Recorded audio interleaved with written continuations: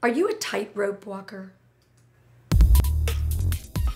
Welcome to Kirsti Cast, the show where we hope to illuminate, entertain, and engage our listeners, helping them create the life they want. I'm your host, Kirsti Manna.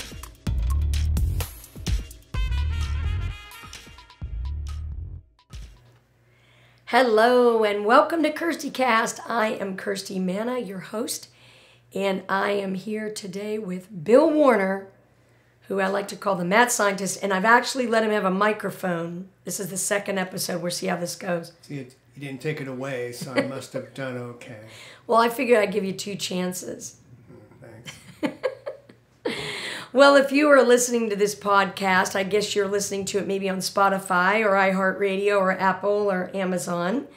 And if you are watching it, you will be on YouTube on my Songwriter Girl 1 channel.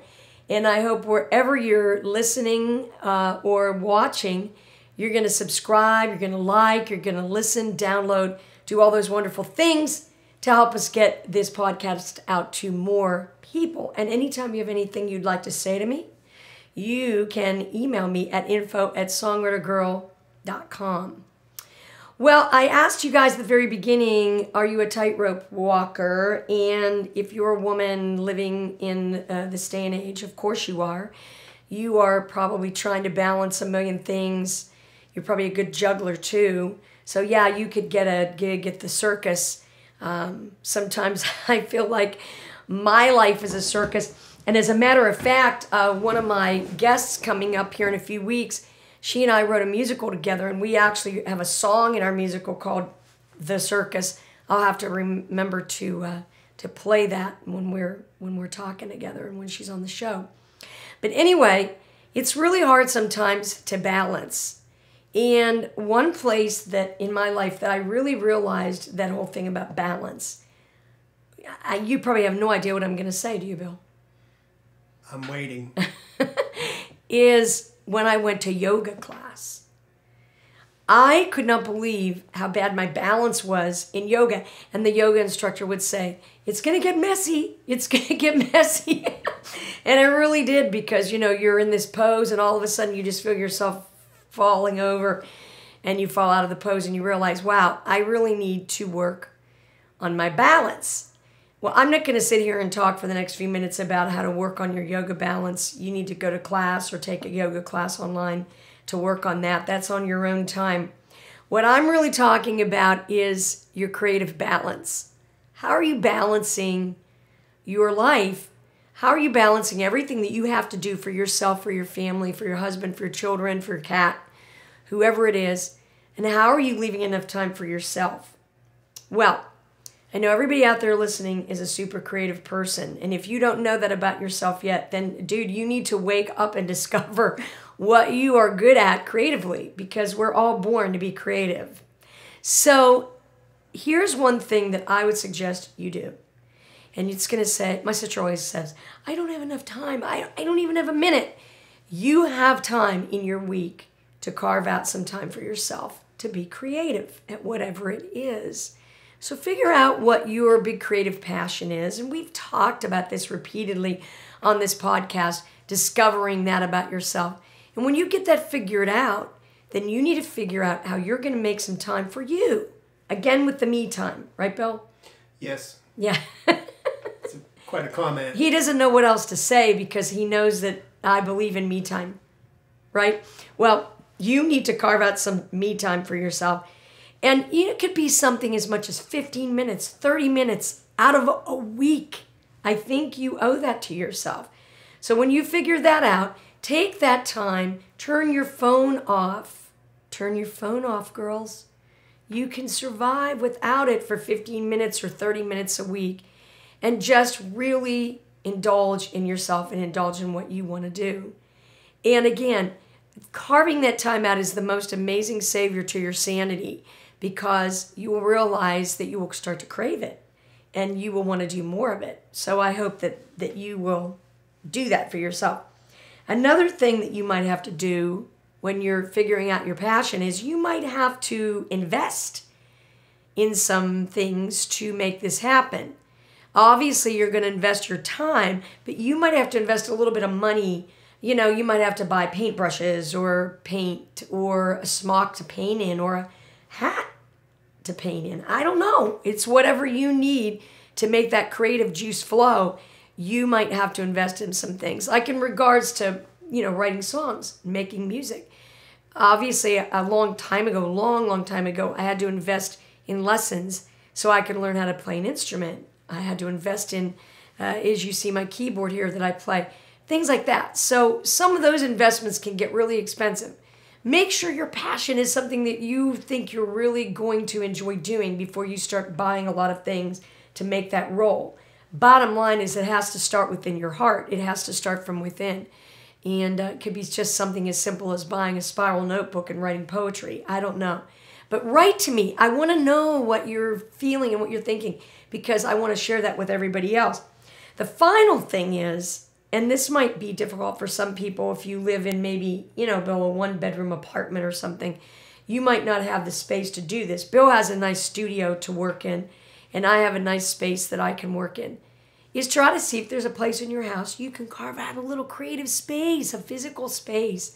Really make it your own. Put a cool chair in there, get some candles, have some cool lighting, Christmas lights, I don't know, whatever makes you feel happy and makes you feel creative. And it can just be a corner in a room. It doesn't have to be a whole room. So I hope that you're going to try to do those things for yourself and create a little bit of balance. And while you're at it, don't forget to breathe. Breathe. Take some nice deep breaths and breathe in the good and blow out the bad and get some balance going in your life. Hope those tips help. Don't go away. Stick around. We're going to be right back with the Shero Spotlight.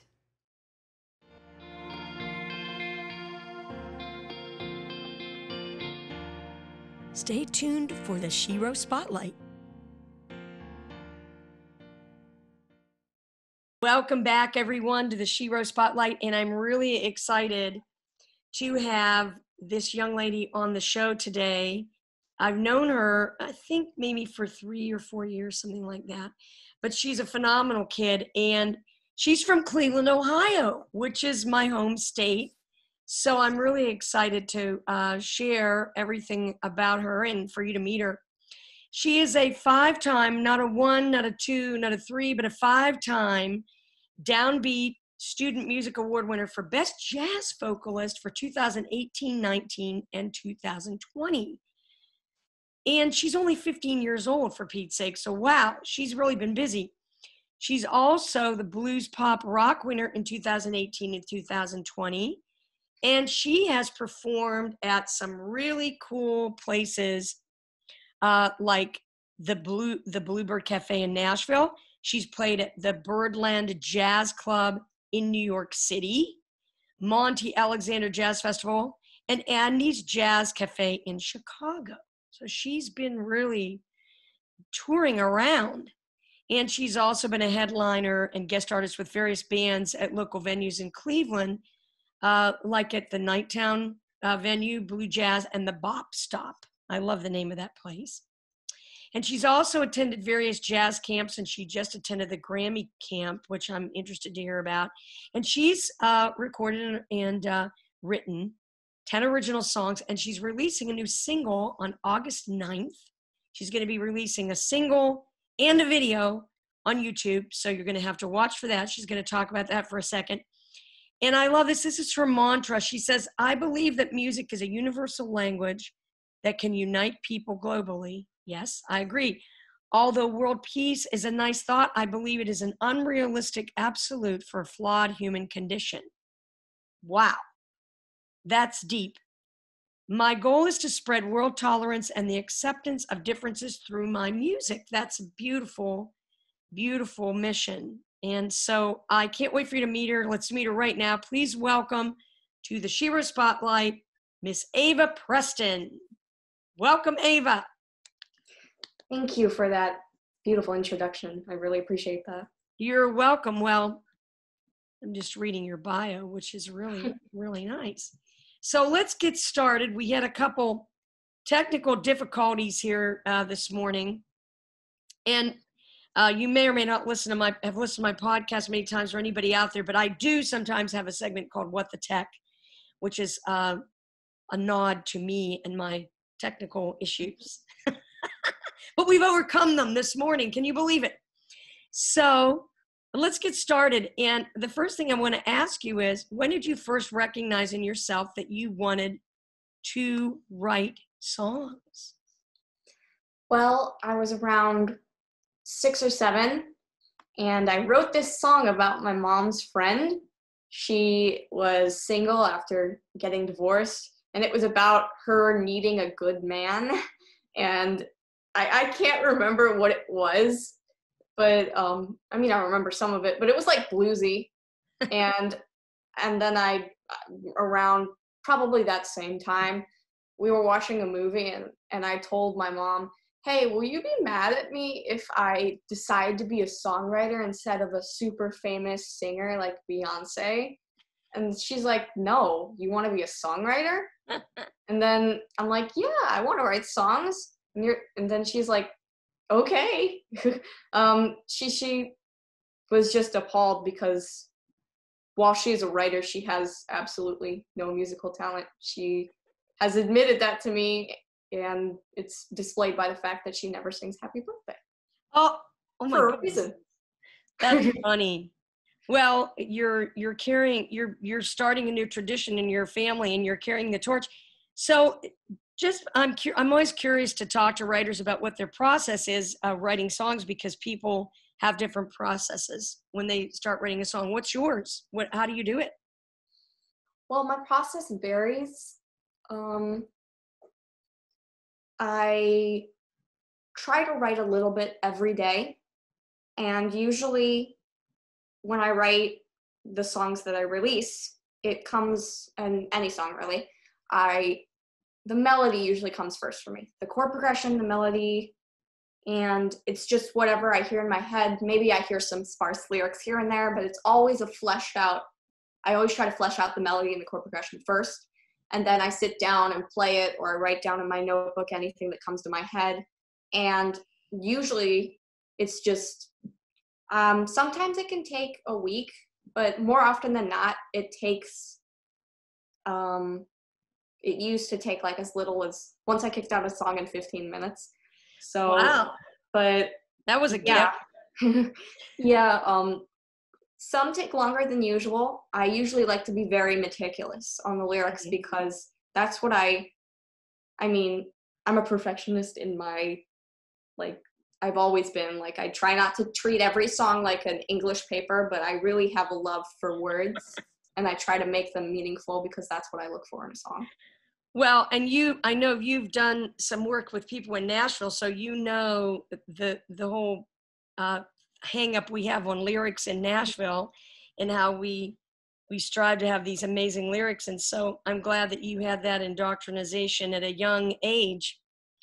So what got you interested in wanting to sing jazz music? We never talked about it really, I guess, but I'm really a jazzer at heart, and my mom played me a lot of great jazz music when I was growing up, standards and the like, and all kinds of great instrumentalists.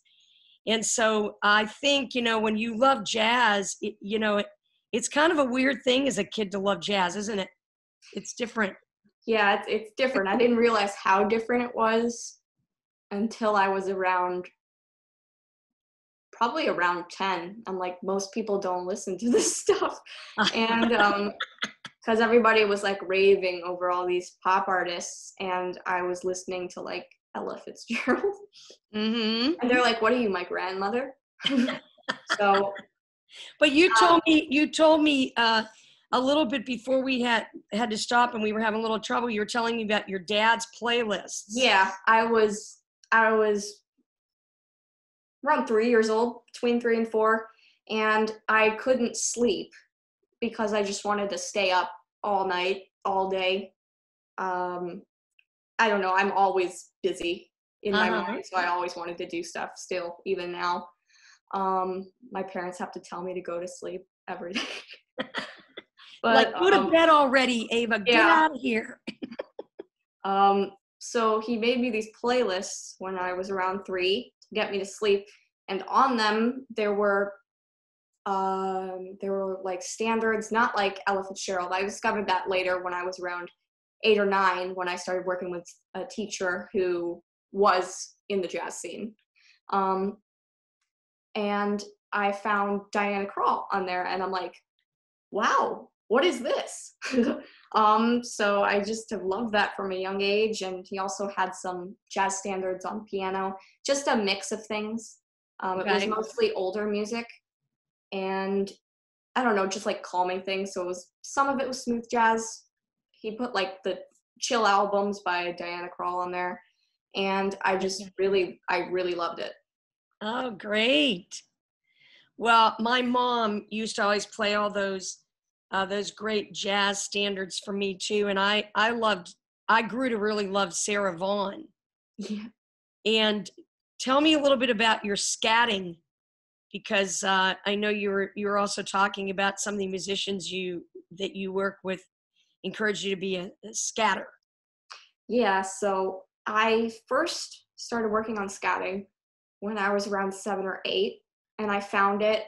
And at first I was like, well, I always hear melodies in my head because I have perfect pitch, so I just translate them. But I didn't know the syllables and the language yet, so it was like, do that, do that, do that. I would just copy stuff from books. Yeah. And then like I got taken on at around 9 or 10 by my piano teacher, Theron, and he took me to jams and stuff. But I'll talk about that later. But I went to Tri-C, and I've been just immersed in the culture of musicians, and they really treated me like I was a musician. They taught me how to sing like a horn, how to play like a musician. I learned stuff like polyrhythms, odd time signatures, and I've just been immersing myself in the theory, but I don't really think about the theory when I scat. I just think about, it's just whatever comes out. Everything just kind of seeps in. Yeah. I would say don't think about technical things when you're soloing or scatting unless you really need to and the song calls for it. So can you tell the listeners what is scatting exactly, in case somebody's wondering what is scatting? Yeah. It's kind of a lost art, and I take it very seriously. It's the act of saying different syllables. It's a solo with the voice. It's like how you would, like, if you were an instrumentalist and you wanted to dictate a certain part of a solo, you would say like, doo-wee, doo-wee-dee-bop, bop. And like, that would be like how it sounds. And so as a jazz vocalist, scatting, we take some of those syllables that we hear in our head and we hear translated on the instrument, and we just sing the solo like, like it's just whatever comes out, and we try to make ourselves sound like the horn and musical. Yes, I love it. It's so much fun because, yeah, like you were saying a minute ago, you never know what's going to come out. And so, sometimes as it's happening, you're like, am I going to go for that? Yeah, I'm going to try it, because it's such a feeling. It's such a great feeling to express that way. It's so fun. It is really fun. I always love to do that. So tell me a little bit about this Grammy camp that you just went to. What did you do there? Well, I was with, there were 9 of us. There were 9 vocalists. It's the most competitive of the Grammy camps, so just all around the country, only 9 of us were picked. Okay. And I just met so many really good people there, and I really value their advice. We met bands like, they're called the Plain White Tees. Everybody knows them as the Hey Delilah band. But right. They also met Okay Girl. They're branded for the title of one of their hits. Yeah. Mm-hmm. We met Kat Cummings. She's an actor and they're an actor and a singer. And Laura Donahue was my vocal coach, was everybody's vocal coach there. And we learned a lot about songwriting. We just were very immersed in a lot of different tracks, like music business, instrumentalism and Right. music journalism, and Leslie Drayton was my combo leader, and I really think that I made a great connection with everybody there, and it was very helpful to see people as serious as I was about the music. That's so neat. And then you make connections with other kids that maybe you can collaborate with in some way, which is always great. Yeah, definitely. And it was virtual, so you did it from your home? Yeah, we did it from our home. That's nice. So I always ask my guests to tell us a stay inspired story, and I'd like to know what yours is. I'm sure you have many, but what's one that comes to mind? Well, my stay inspired story is probably it's a little not dark, but it's a little it's kind of like a lot of vocalists and a lot of people on the creative side about like how we're not always accepted. Mm-hmm. And I grew up in a very homogeneous community, and it was always like cookie cutter, the status quo. If you do not fit in, that is the worst thing in the world. Like, you might as well not be here if you aren't like like everybody the else. mold, like the mold, like everybody else. They had a very hard time understanding that people come in many different shapes and sizes and types of interests and creativities and levels. Right. They're like, once I was told, well, what do you want to be when you grow up? And I'm like, I want to be a singer. I want to be a jazz singer. They're like, yeah, well, what's your real job? Yeah. I'm like, you mean a backup plan or something? They're like, yeah. When are you gonna find some sense and get a real job? Like, that was me as a second grader, and I'm like, wow, you're mean. But well, and I think sometimes too that you know, when somebody unique comes along that has a unique outlook on their life or what they want to do or their interests, and then somebody doesn't, you know, the teachers or whoever's at your school, maybe they don't know how to direct you, so they want to feel comfortable, and they direct you to something that they think you might like, you know, and they don't really find an outlet for what you really love. Yeah, it was kind of like that, but it was more like you got relentlessly ostracized if you were different. And I was like literally the definition of different. I was out there. I'm still out there. Yeah. But I was more rough and tumble. I wasn't always like, you know, sitting in my chair nicely singing pop songs and like dressing up in pink. So I was something different, and I loved jazz, which was another thing, but I didn't get bullied for that. And most of the teasing and a lot of the things that brought me really down to a low place in my life around third or fourth grade, was mostly by teachers, actually mostly by adults. Wow. Parents and teachers, not really a bunch of parents, but like a few. But it was a lot of adults, some kids who were influenced by their parents, because I don't always blame it directly on, because they were just like me, like they were just kids. And I just overcame kind of the self-doubt and the everything that came with that. And eventually a couple years ago, I moved to a more heterogeneous community, and everybody's just so diverse, and it's really, really nice to be with people who aren't all the same and who accept differences. And that's really my platform, because no kid should deserve to be ostracized like I was. Well, that's a really good plan, and to use your music, because you can write about things like that too. And music is so, as we both know, is so healing. What's some advice? You had really supportive parents. What's some advice you can give to anybody listening out there that maybe is raising somebody like you, or that feels the way you feel? What's something you would say to them? Well, for other people who feel the way I feel, I would say, if you're still in school, that is. I mean, this can go for everything, but specifically if you're younger and in middle school, elementary school, high school, don't stop. They're going to try and limit you. They're going to try and rein you in. And everybody's definition of normal is subjective. And always remember that.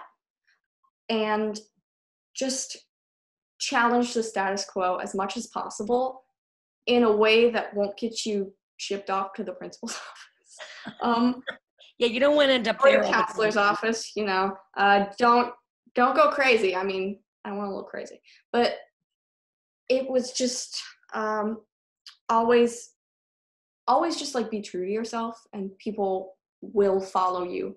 And if they don't, just do it for yourself. You'll be a lot happier if you, I wouldn't say don't care about what other people say, because I would just be lying if I said that that doesn't bother me, and it really does bother me.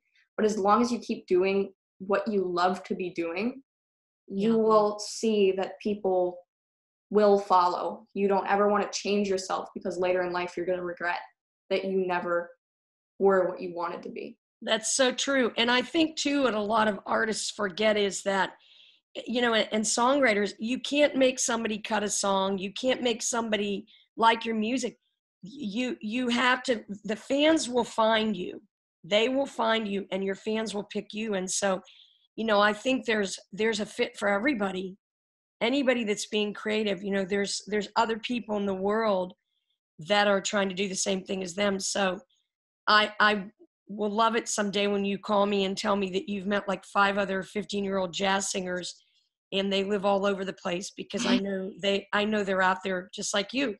So another exciting thing that you have going on is you're going to release a new song on August the 9th. So tell us about your new single and your new video. Well, this is a song that I wrote a while back, and we just got to recording a better version of it, and a more polished version with some really excellent musicians. And the Cleveland City Orchestra was on it. Like, it's a little, I think it was a little quintet, or it might have been 6 people, but I think it was a quintet.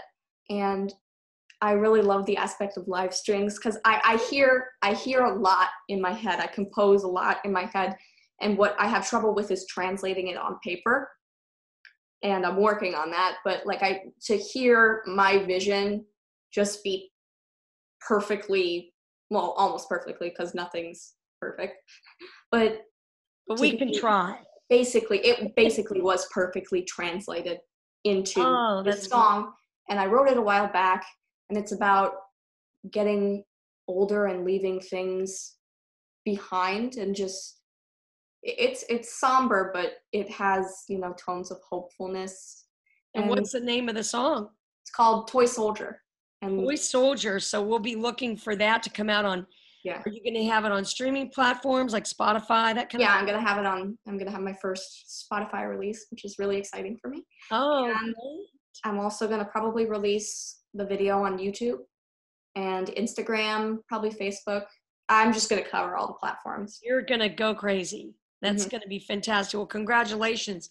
Thank you. So what are some of your goals for the rest of the year in this COVID thing? What are some goals? Are you able to perform virtually? Have you been doing anything like that? So my goals for this year, they've definitely changed, but I go to a community college in addition to high school. Okay. And I got my general ed stuff down. So the thing is, you can go to this college for free, and you can graduate from high school early and enter into college with like a free associate's degree. And you can possibly get scholarships for it. And we thought that that was the smartest option. And because of all the COVID stuff, I decided, well, it doesn't make sense for me to graduate early now, because I have no reason to.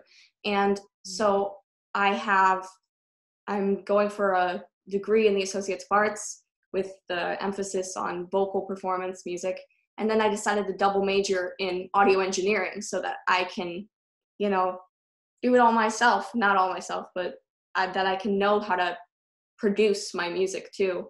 I think that's really smart, you know, bring it all in house, so to speak. And you know, I know too, as a writer, sometimes it can be frustrating if you have ideas for your music and you don't get to play them or sing them the way you want. And so I think it's good to understand some of that technology. I've written a lot of things like that where I've started the tracks myself, and then Bill, my husband, you know, I come to our bigger studio and then I finish it with him. But I think that's really good to understand that. That's a great goal. So I always love to ask my guests, I can never say that word, guests, what is your power word? My power word is probably tolerance. And why is that? I think you were saying some of it in the beginning. World peace and perfection. Peace will never be achieved. It's like, I don't want to sound cynical, but there is nothing in the world that is perfect. And that sounds rich coming from a uber perfectionist. But but it's true. If we keep striving for this unrealistic ideal, nobody will be happy. We have to tolerate. I feel like if we tolerate each other and we're okay with each other's existence and we don't go out of our way to make people's lives worse or not accept people. I mean, in my perfect world, I would have everybody accepting everybody, loving everybody, you know, like kumbaya. But a more realistic thing is tolerance, because you don't have to love me. You don't have to love everybody. You don't have to hate everybody. You just got to be aware of the fact and accept the fact that they're there and they deserve to be on the planet. Well, and I think that starts too, don't you, with your own awareness. Yeah. Which you have a very good sense, you know, you're aware of your awareness. And so you have a really good sense of that, and you're very connected to yourself. And I did a podcast on that recently about being connected to yourself. I think a lot of people don't take the time to do that. And any of us that are creating, I'm going to say music because you and I both do that. There's a lot of time that you have to spend alone and you have to reflect. And I just think it's a really good practice for people to do that.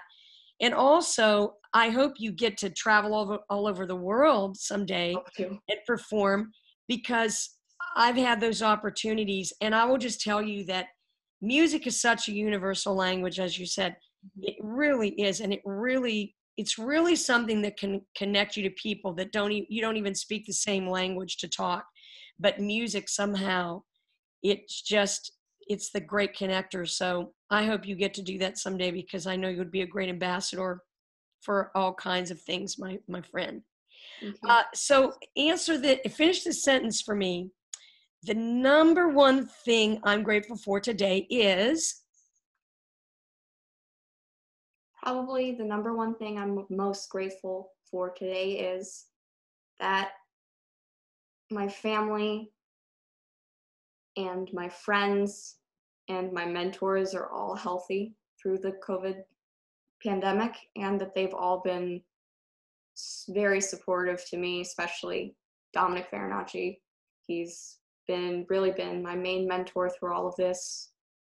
And he kind of acts as my producer, but I'm really thankful for people like Dom and all the staff and faculty at Tri-C and all of the vocal teachers that I've had throughout the years, and piano teachers, and just my parents and friends, especially, just for supporting me and being careful in this time when we all are inside and making the extra effort to be connected and play music. And I really am grateful for that. Yeah. Well, you've got a really big heart, Ava, and you've got a lot to say to the world. And I hope that you'll always feel the way you do, and some today, the way you feel today, because it's really refreshing to see a young person that is so excited about creating and passionate about creating. So where can you tell our listeners where they can find you? Where can they find you online? Ava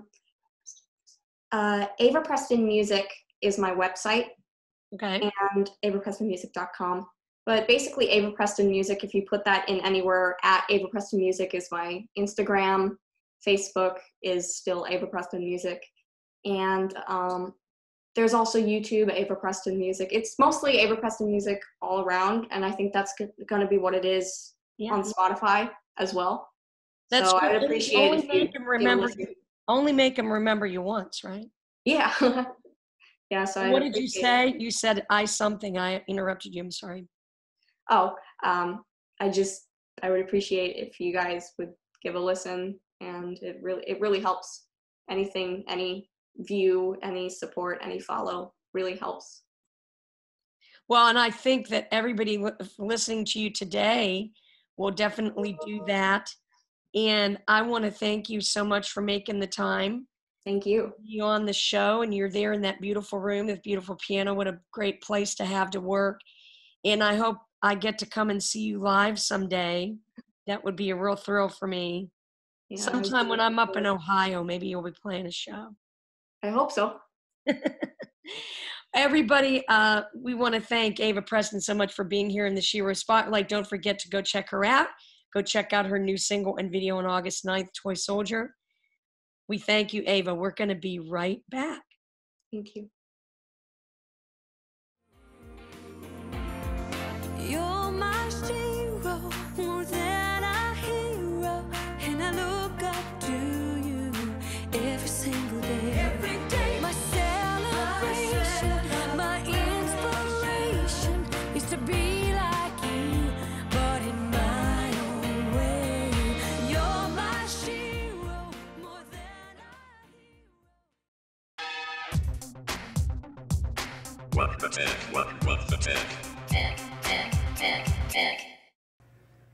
Well, I always like to thank Roxanne Charette for writing You're My Shero with me and for singing with me on that track. I just love working with her, and I miss seeing her. Well, we are in the What the Tech segment, and you guys know that I was really passionate about having this segment on the show because I am so technically challenged, and I'm getting better. I'm getting better. Thanks for all the prayers out there, because I need them, right, Bill? Oh, for sure. But what do you call yourself? 24/7 tech support at your service. I'm really lucky to have him because, trust me, it's always Bill, like every 5 minutes, seems like. Wait till you get the bill. It's going to be expensive. Well, anyway, I love this segment because I made it my mission to go out and find technical gadgets that I thought you would find interesting because they interested me. This one is one that I've had my eye on for a while, and I have to say, at first I thought it probably didn't work, and I've ordered one. It's in the mail. I haven't received it yet, but it's called the Spencer Barnes LA, let's see, Chin and Neck Wand. And what this thing claims to do, Bill's laughing, what it claims to do is it claims to reduce wrinkles and the looks of aging in your chin and in your neck. Okay, so I know it probably sounds crazy, but you fill this wand, it's filled with this lotion that you then, you push a little button at the bottom of it, and you pump all the lotion into this wand, and then you rub all this on your neck and on your chin. And one person that I watch her YouTubes a lot is Dominique Sache. I think that's how you say her name. I think her name is spelled Sasche. Anyway, she's a beautiful woman, and she gives a lot of tutorials about makeup and hair and that kind of fun stuff. And she bought one, and she really thinks it works. So if you want to go check it out, you can check out her testimonial online. But I really saw the before and afters that she showed, and I really thought there was a difference. So this thing costs, it's very girly, it's very glammy, and guys, you can't deny it's very techy. I think it's a really cool item, and it costs about $89, I think, to get one of these things. So Dominique says that the applications last something like a month, I guess. So when I get mine and I use it, and Bill can see the difference, then he won't be over here. How much are the refills? Is it like a printer?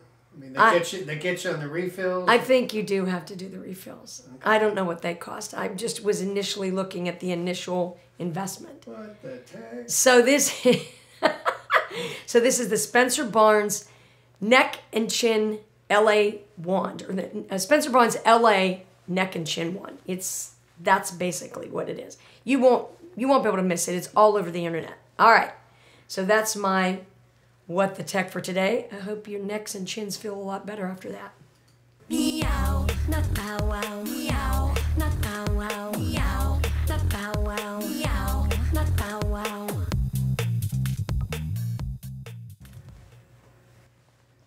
Well, we're talking about balance, and so I started thinking about cats. And how do they juggle it all? They have so much to do. They're eating, they're walking around, they're using the litter pan. It's a lot to keep up with in a day for a cat. Well, really what I meant was, how do they balance so great? And so I thought I would do a little bit of research on how cats balance so well. Well, cats have something called a righting reflex. And apparently, kittens as small as 3 weeks old know how to use this righting reflex. And here's how it works. Cats can right themselves and turn their bodies around so that almost always they land on their feet. They have something in their ear called a vestibular apparatus. And what it does is it's used for balance and orientation. And so this enables cats to quickly figure out which way they're following. It's kind of like their head can follow the way that their body is moving. And so they're able to land on their feet. And also I read that cats, that fall from a really high distance. You've seen cats that have fallen 10 stories or something and they survive. Well, they claim that cats that fall from a higher height actually are able to survive that better because they have more time to right themselves, to right their body and get acclimated to the way they're falling. Also, cats have a really incredible, unique skeletal system. They don't have a collarbone. And they also have a very flexible backbone. They have something like 30 vertebrae. Can you believe that, Bill? I had no idea. Fantastic. I know.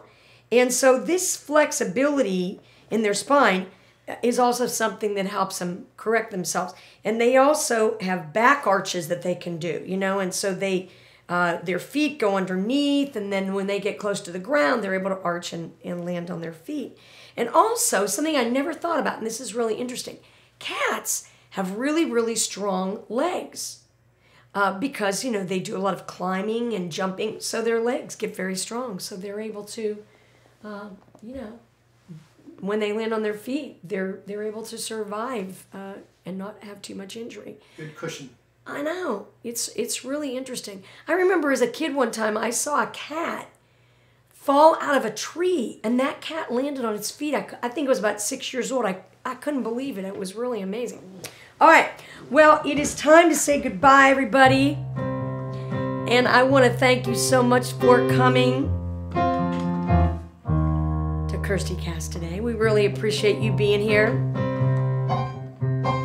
I hope you're going to listen, like, and download this podcast. Share it with everybody because we would love for you to tell everybody that we're on the air. You can find us wherever you get your podcast. Also on YouTube, on Songwriter Girl 1 channel. You can watch me on there. Stay tuned.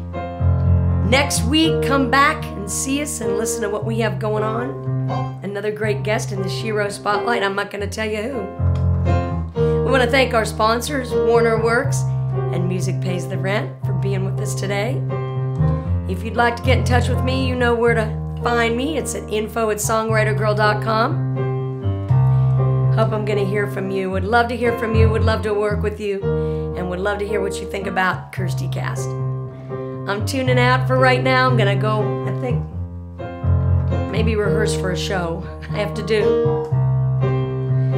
Hope I'm going to see you next week. Whatever you do, stay inspired.